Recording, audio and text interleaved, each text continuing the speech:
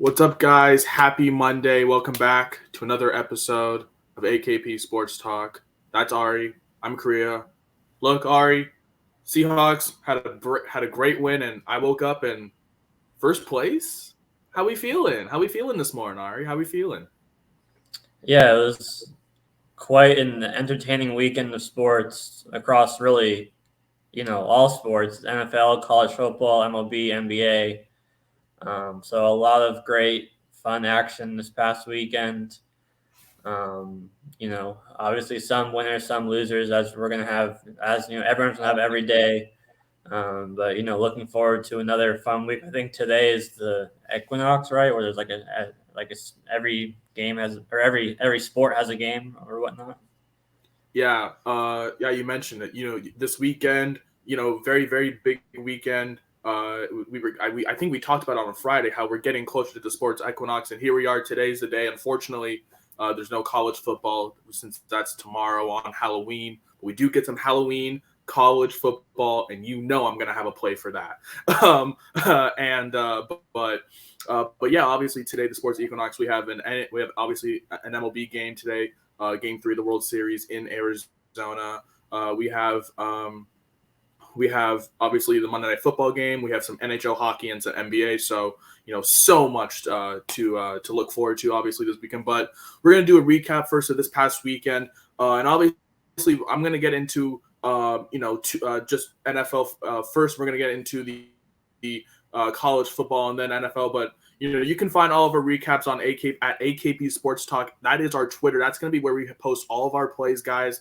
And me as a Premier League and entrepreneur myself, we almost hit a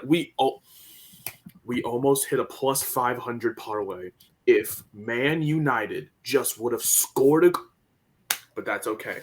But that's what we're going to be posting, another EPL parlay this coming weekend as well. And obviously, we're going to be having our daily best bets there, our full cards. That's going to be where you can find it every day, and maybe our reasoning as well. So that's where you can find it. That is at AKP Sports Talk, guys. That is where you can find all of our plays if you cannot just access this daily video. But first, we're going to get into our recap of the weekend. And look, Utah, that was that was a bad rager from the get-go. I mean, Utah did not really want to show up. It was all Oregon from the get-go. We didn't really stand a chance. It was never looking good. I mean, Ari, I don't know if you got to watch any of that game, but if you did, you saw how bad it was. Oregon's offense was just pretty much continuing what they did against my Cougs from the beginning weekend, with Bucky Irving just literally running through the defense, and Bo Nix actually completing almost every single pass to start out that game. If you watched it, what did you think and your summary? Because we obviously were both leaning toward that as well. What were your takeaways from just that horrible game in Salt Lake City? Yeah, I mean, it started, with the defense. Oregon got whatever they wanted on the opening touchdown drive, and you were hoping that they could make the adjustments that that they needed to get back in, and they got the fumble later in the first quarter that looked like could give them some momentum back. But I mean, even it was really both sides of the ball, because the Oregon defense really just made Bryson Barnes beat them, and the week before when they beat USC, that just really shows you how bad USC's defense is. Talking about them, giving up 49 points to Cal.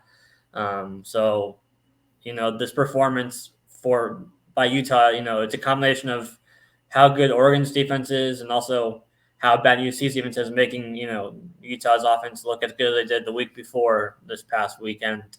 But it's neither here nor there. But yeah, I mean, it was really by the halftime, that maybe even sooner, that you knew that this bet was pretty much dead. Yeah, you pretty much knew it was pretty much dead in the water as soon as it got to halftime. We'll see how Utah does in their bounce back game they play against Arizona State at home, and it was just all Oregon. from the get go, it was pretty easy for pretty easy for Oregon to win this game, and they go home and play Cal next weekend. But I'm about to say, Ari, there's a little bit of a mistake there because that it should be a win. There we go.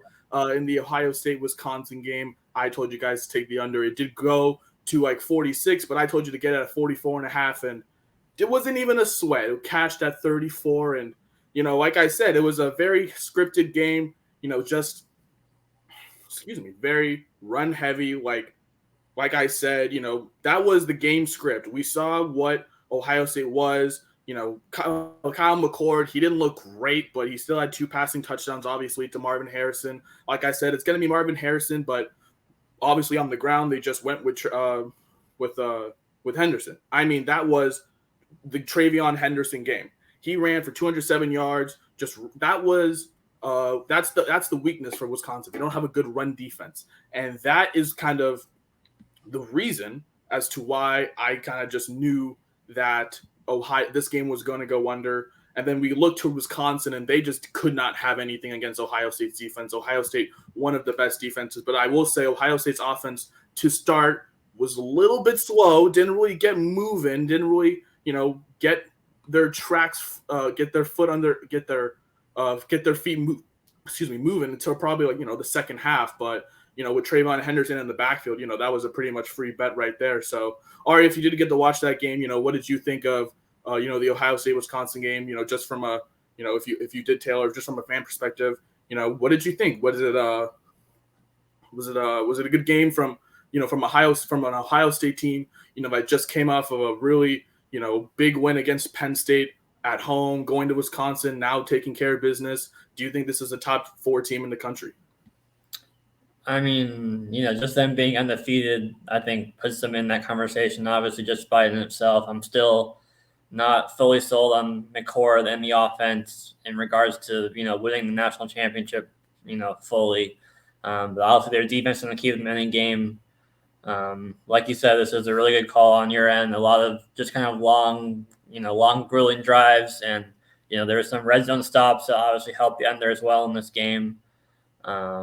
So, yeah, there wasn't much of a sweat here for the most part, really, all night. I didn't really watch. I watched part of it because it was on when I was heading towards the Arizona game. So I watched a little bit on my phone, during that time. And, yeah, I mean, it was just a dominant run game for Ohio State, and Wisconsin kind of looked to run the ball as well and establish the run. So definitely a good call for you here.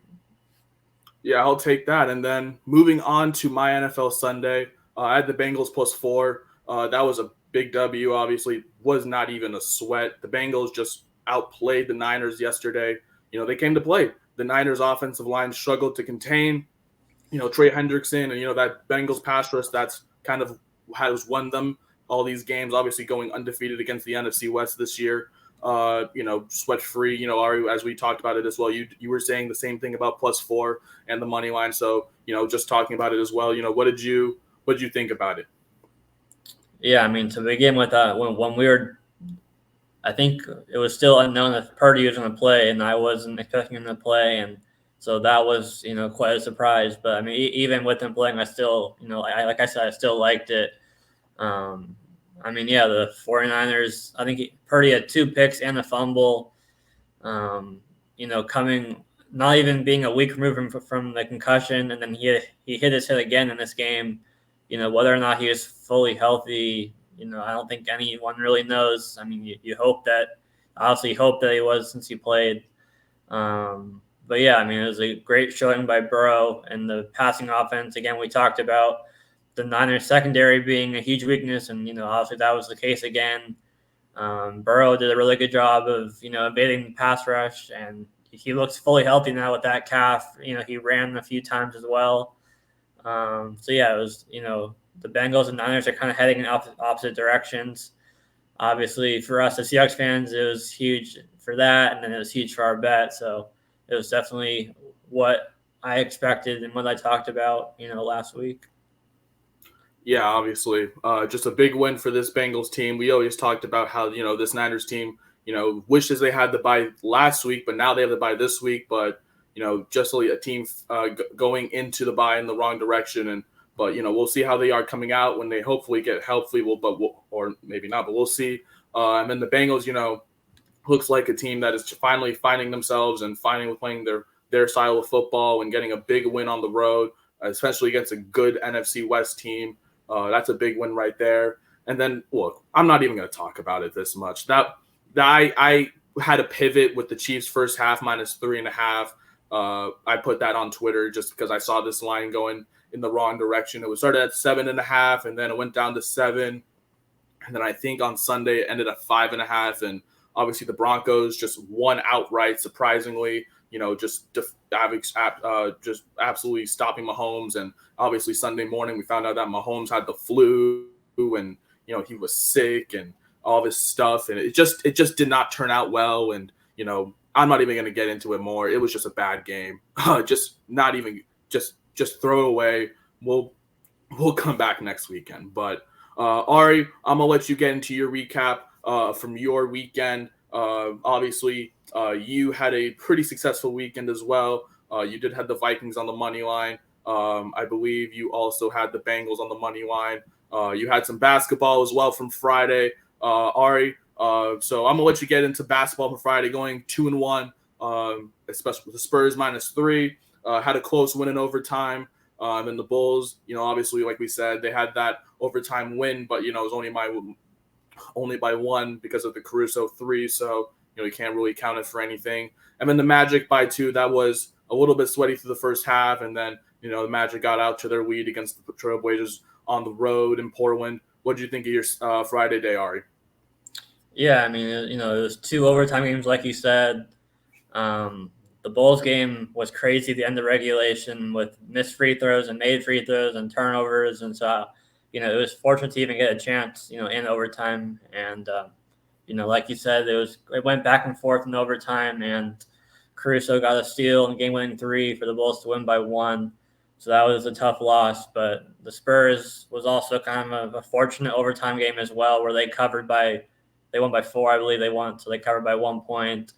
And then the Magic, it was a little bit sweaty, but I mean, they went on their runs like I expected against Portland, and the final score was obviously close, but it was still I was still pretty confident all throughout the night in that one.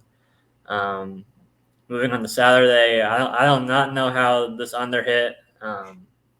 If you told me that Utah score, it was 35-6, right? So if you told me Utah scored 35, I would think, obviously you would think 47.5 it would soar over. But yeah, the Oregon's, obviously their dominant defense. And it seemed like Utah just kind of gave up by the fourth quarter, obviously being down by 30 points. So, obviously you're going to have some plays like that go your way and some that don't go your way in that kind of unexpected fashion, I guess you could call it. But then Florida, like the Oregon one, was just Florida scored first, and the game went on 7-0, and after that it was all Georgia. So that never had a pulse really by halftime. But then on Sunday, Vikings and Bengals both hit. Vikings, obviously they won, but at what cost? Now official Kirk Cousins out for the season with a torn Achilles, right as they're starting to kind of find their groove and kind of find themselves in the NFC wildcard picture. But yeah, I mean, it was basically no sweat throughout that game against the Packers. Again, Packers struggled in the first half, like I talked about last week, and they were, down already by halftime by a decent amount.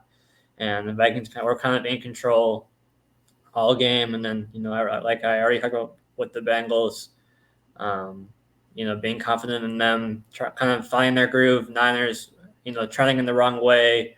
Burrow having his way against the secondary of the 49ers. And so, yeah, I mean, overall a good weekend, but looking for more winners this upcoming week.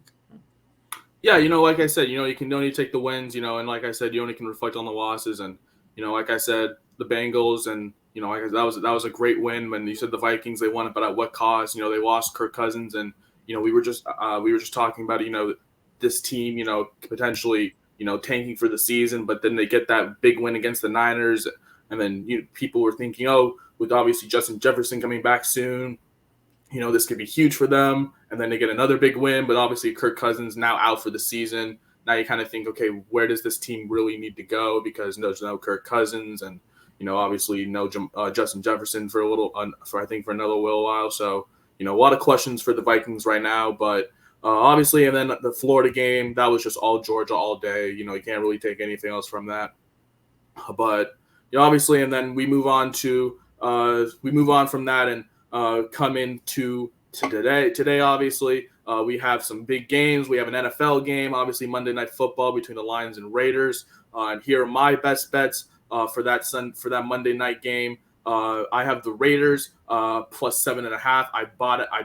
Obviously, I bought it up to 7.5. That is minus 125 on DraftKings. But I obviously got it as well at plus 7 potential for the potential push. Right now, it's at minus 108 on DraftKings as well. And I think the Raiders do cover. That line has been trending down. And obviously, the big question was whether or not Jimmy Garoppolo is going to play. And now he has been cleared. So I feel like, the Raiders do cover the spread, especially against a Lions secondary that has not been performing well this year. Obviously, Devontae Adams finally has a quarterback back that can throw the ball pretty decently instead of Aiden O'Connell or Brian Hoyer for the past couple of weeks. And I feel like that's why I also have Devontae Adams over 75.5 receiving yards. I feel like now that he has a good quarterback back, I feel like that line potentially is going. If it goes up to like 79.5, I'd like to take it as well. Right now I believe it's at minus 115 on DraftKings for over 75.5. I do like that line. I just think it's going to be the Devontae Adams show today and tonight, in the secondary, burning the Lions secondary. And with him covering, with the Raiders covering that spread, I just feel like Devontae Adams now finally having a good quarterback, and as he's been begging for the ball, and he's been a big name that's been in the trade rumors recently, but now that's cooled down a little bit. But obviously, he's just been wanting to get the ball more, and I feel like now he's gonna, have that coming out party he's been finally waiting for. So I do like Devontae Adams over 75.5 receiving yards today, and then finally I do like Jahmyr Gibbs to get in the end zone. Anytime touchdown at minus 135 on DraftKings. I feel like obviously it's a little juiced, obviously for a running back prop, so for anytime touchdown. So if it goes any more up, I would not take it. I maybe pivot to maybe someone else like Devontae Adams as well, but I don't really like. I would not take it anymore at minus 135. I just really feel like Jahmyr Gibbs. he has been getting a lot of the snaps in that backfield now that David Montgomery is officially ruled out tonight. He's been getting about 60. Curry, I don't know if you can hear me, but you're really cutting out right now. I don't know. Or maybe it's on my end. I don't know. Well, I can hear you, but maybe it is on me. But all I was saying was that Jahmyr Gibbs is going to have a good day. He gets 60% of the snaps. He is the lead back right now with he is the lead back with David Montgomery out, and I feel like he's going to take control of this. I feel like this is going to be another big game for Jahmyr Gibbs, whether it's in the air. That's kind of how the Detroit Lions like to use him, especially whether it's him being out of the backfield as a running back now, or just in the passing game, coming out the backfield and catching a downfield pass or whatever from Jared Goff. I do like him to have that. I do like him to get in the end zone today. I like that as my third play. Welcome back, Ari. I was just talking about how Jahmyr Gibbs, definitely gets about 60% of the snaps now that David Montgomery is out again. I feel like anytime touchdown for him, especially when they get deep in the red zone. I feel like he's going to get in the end zone one time. So those are my three best bets for the day. I have the Raiders to cover the spread. Right now, that line has been moving down. I like Devontae Adams to go over 175.5 receiving yards. And then I like Jahmyr Gibbs to get in the end zone, which is at minus 135 right now. If it goes up, I would pivot somewhere else to maybe Devontae Adams, or you can also check AKP Sports Talk Twitter, and I will have potentially will have a pivot later depending on what the line moves. So those are my three best bets for tonight's Monday Night Football game. Ari, what are your bets in tonight's football game between the Lions and Raiders? Yeah, so usually I'm more of a kind of a side type of better. But I do like these two props today. Jared Goff under. I've seen it both 266, 265, but I like it either way for Goff. The Raiders are kind of a defense that limits the big plays. It kind of gives a lot of kind of underneath, kind of short to intermediate passes, and that's kind of is mostly where Goff works. I mean, you see the deep ball, Jameson Williams, every once in a while. But he kind of really works underneath to, Laporta, Amon-Ra, assuming he plays Amon-Ra, Josh Reynolds, and then, of course, Gibbs also in the passing game. So, you look at this line, and only one quarterback has gone over against the Raiders all year, and it was Josh Allen at 274, which was, obviously barely over this line. So the Raiders have done a really good job against defenses. I mean, you don't really think of them, obviously as a dominant defense overall, but against opposing quarterbacks, and obviously, game script can be a part of the reason for this in some weeks. I mean, even Herbert didn't even have 200 yards against them when he played them. So, I mean, Goff can have a good game and not pass this line. You can have, 230, 240 and 2 touchdowns and, lead the line to a win and not go over. So I like this. And then alternatively, you talked about Gibbs' touchdown, and I like his rushing yards. I think, we saw Foreman have a big game against them last week with the 3 touchdowns and some yardage as well as a lead in the lead role. And, obviously no Montgomery. We saw Gibbs was featured against the Ravens last week, and, the game should be better for the Lions in this game compared to that game where they were getting crushed early. So that, and then, connected to those 2 props, I like the under in the full game. I think we're going to see a lot of kind of long drives from both teams, and so if we get some long drives that say end in field goals, obviously that's favorable for the under. So I mean, the Raiders offense too is kind of more slowly, Garoppolo's kind of more dink and dunk, getting Jacobs going in the run game as well. So I really like all 3 of these plays a lot tonight. Goff under passing yards, Gibbs over rushing yards, and the full game under. Yeah, I definitely agree with you there. Obviously, the big question for a lot of people right now is Amon-Ra St. Brown's health. He is questionable right now, and so obviously all of his props are not on DraftKings, so we don't know the health, so we will have to wait and see. They have ruled him as a game-time decision, I believe, so we will have to see whether or not he is playing, but I do like Jared Goff to go under as well. Obviously, you mentioned, this Raiders secondary actually sneakily good, not allowing quarterbacks to, surpass, that line that you did say. Like I said, Jahmyr Gibbs on the ground, I definitely agree with as well. I feel like he, gets his rushing yards against the Raiders, who do struggle against the run. And then I do like the full game to go under as well. One of those primetime unders, and also the game script. I just feel like, the long drives that run the clock out, especially with both teams running the ball significantly, potentially against each other, or for the Raiders, especially, especially covering that spread,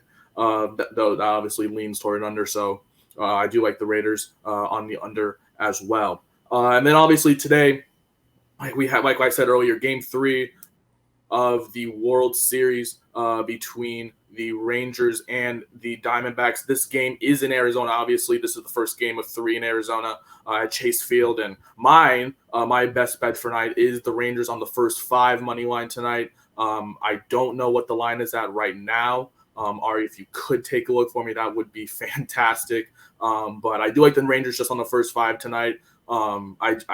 This is a Max Scherzer revenge game. I feel like he gets out to a good start. He kind of needs to get out to a good start today. If it is super juice like it pretty much was the last time, it's at minus 120. Okay, that's not that bad. I'll take that, especially for a road team in this spot. I'll take that at minus 120. Like I said, the Rangers do need to get out to this. The Rangers do need to get out to a win today, especially to a good start. Especially in that road environment, they're going to be in an environment where it's going to be loud, especially in Chase Field. This is their first World Series game since 2001, and with obviously everything happening, there's going to be a lot of people there. I feel like the Rangers do get out hot in this spot, especially with Scherzer on the mound. He does have good numbers against this Diamondbacks lineup. And then you got to rely on Brandon Pfaadt, and we don't know what Brandon Pfaadt we're going to get. And, Texas, they do have bats. They're not like the Phillies whose bats sometimes show up and sometimes don't. Sometimes that happens to Texas, But right now, Texas bats have been showing up. Obviously, they did not show up last game, losing 9-1 on Saturday against the Diamondbacks. Now evening the series at 1 apiece. That's why I do like the Rangers to come out first and lead. I don't trust that bullpen, like I said, to cover the full game money line, which is what you have, actually, ironically. But I'll let you get into that in a little bit. But I just want to play it safe. I do like the Rangers to cover the first 5. I like that at -120. I just feel like, Max Scherzer gets out to a good lead. I feel like, potentially there's 1 or 2 runs coming from the Rangers off of Brandon Pfaadt. I feel like he has performed so well this postseason. Especially under adversity in those big moments. But this is the biggest moment. This is the World Series, and this is at home, which is better for him, especially not in that road environment. But Texas needs to win this because now the series is even, and the Diamondbacks stole 1 there, and that's what they needed just to even this series and potentially win it. So I like the Rangers just to cover the first 5. Ari, I'm gonna let you get through the Rangers full game money line. Yeah, so like you said, they split in Texas, which, both games, I mean, obviously the Diamondbacks crushed them in game 2. Game 1, you had the Rangers come back in the 9th inning and win 11 innings. So definitely 2 fun games overall in all to start the series. Like you said, the Rangers need this one, I think, just with the pitching advantage they have. Obviously, you have Brandon Pfaadt, who's had 3 straight, good performances in the playoffs, again, 1 against the Dodgers, 2 against the Phillies. He had 16 strikeouts combined in the 2 shows against the Phillies. And, the Phillies obviously are a lineup that when they get hot, they're by far the best in the league. And when they struggle, we saw them against Arizona in the last series. And the biggest difference, I think, between the 2 lineups is the Texas is a lot more patient, and so Thought's not going to get I don't think he's going to get as much chase from the Texas as he got, from the Phillies at Schwarber and Turner, at times swinging at pitches in the dirt.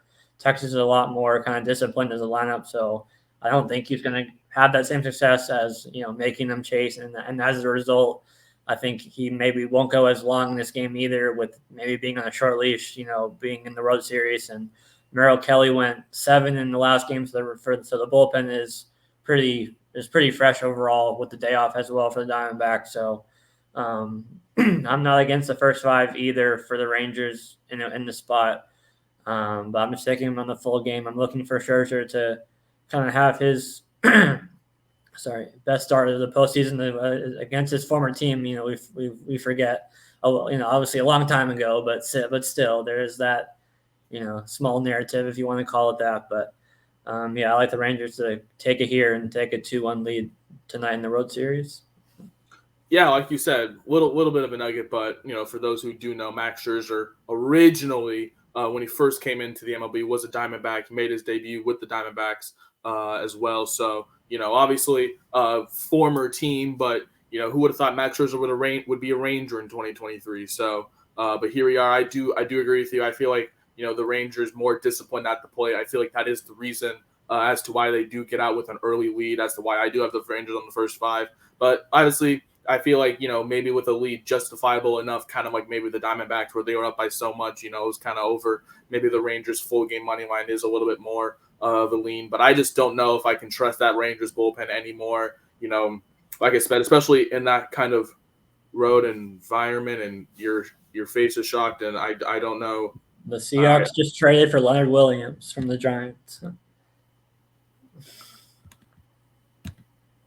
Oh, wow. Oh, wow. Oh, wow. Well.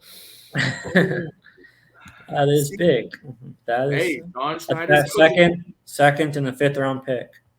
Hey, John Schneider's cooking. That's all I'm going to say. John Schneider's cooking. Wow. That's a great trade. Listen, my quick thoughts right there. That's great. Especially defending the run right there, getting to the passer. That's what the Seahawks have been needing. That's what the Seahawks have been want. That's what Seahawks fans have been wanting pretty much all offseason. Of someone who can stop the run. That's a great trade. The Seahawks are trying to win. They can smell the division. That's a big time trade for the Seattle team. Ari, what are your quick thoughts? Yeah, I mean, they lost Noah Suits for the season, and They needed another run stuffer, and we saw against the Browns they definitely had success on the ground this past Sunday. Obviously, that you can call that in part to the Browns offensive line also being really good as well. But I mean, yeah, they needed another run stuffer, like you said, and that's what they got here with Leonard Williams. Yeah, I love it. I love it. I am loving that deal from Seattle. Seattle is trying to win. They obviously 5-2 right now, leading the NFC West. They can smell the division. They needed some run to help. Obviously, one of the worst teams defending the run this season. And you get Leonard Williams, who can get to the quarterback. You obviously did just sign Frank. They were like top 10 against the run. So I mean, they struggled against the Browns, but they have been good against the run this year. They were like, I think, third worst run defense last year, but they were definitely much improved this year. But then losing that was also with Nwosu for most of the season. So then losing him obviously hurt. So then this makes up for it, obviously. Yeah, that's a big sign. That's a big trade for the Seattle team.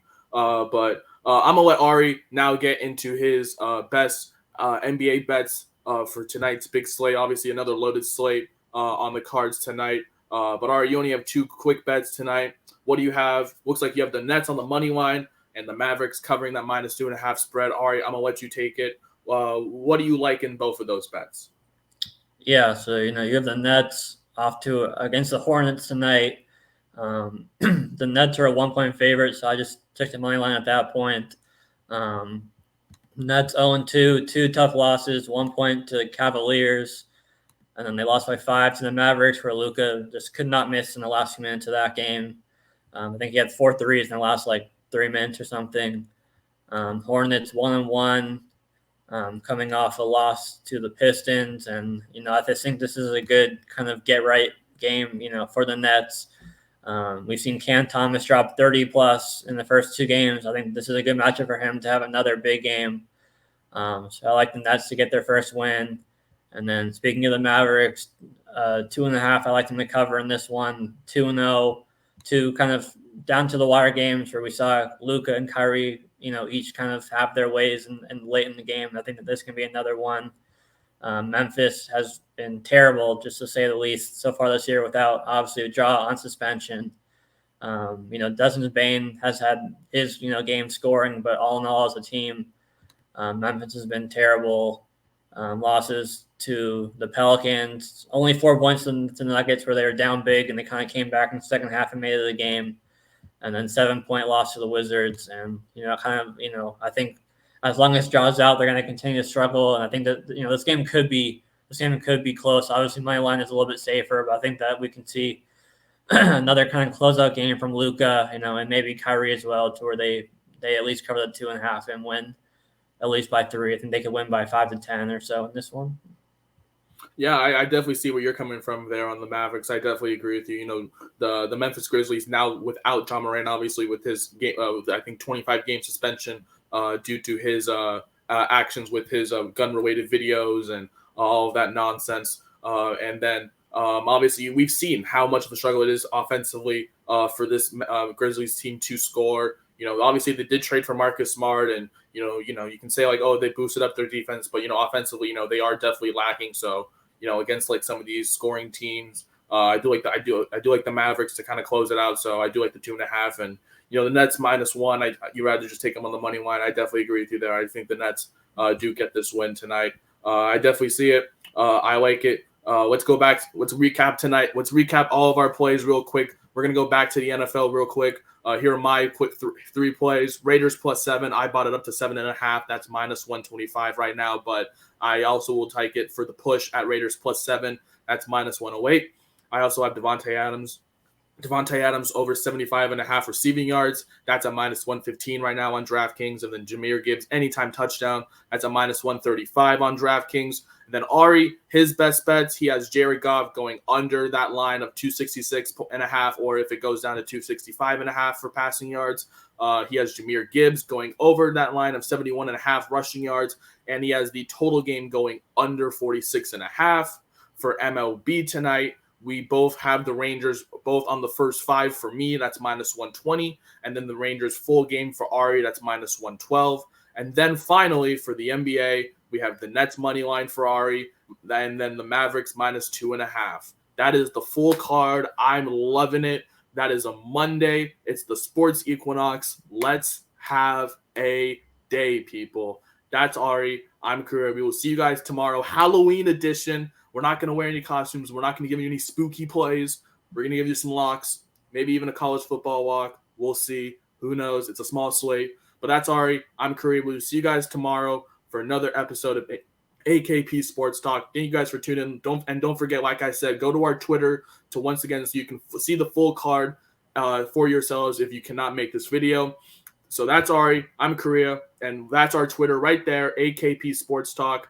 We will see you guys tomorrow for another episode. Peace out. See you guys tomorrow.